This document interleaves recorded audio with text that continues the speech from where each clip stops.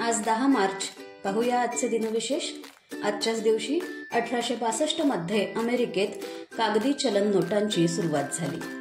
भारताने पाकिस्तानला पराभूत करून मेलबर्न येथे Benson and hedges he championship 10 March 1985 रोजी जिंकली. भारतीय बुद्धिबळपटू विश्वनाथन आनंद यांनी लिनारेस सुपर ग्रँडमास्टर बुद्धिबळ स्पर्धा 10 मार्च 1998 रोजी जिंकली. बडोदा संस्थानचे महाराज सर सयाजीराव गायकवाड तृतीय यांचा 10 मार्च 1863 रोजी जन्म झाला.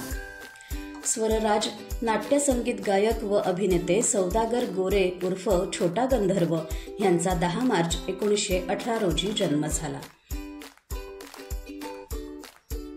साहित्य अकादमीने सन्मानित महाराष्ट्र भूषण पद्मभूषणाने गौरविलेले कवी मंगेश पाडगावकर यांचा 10 मार्च 1929 रोजी जन्म झाला.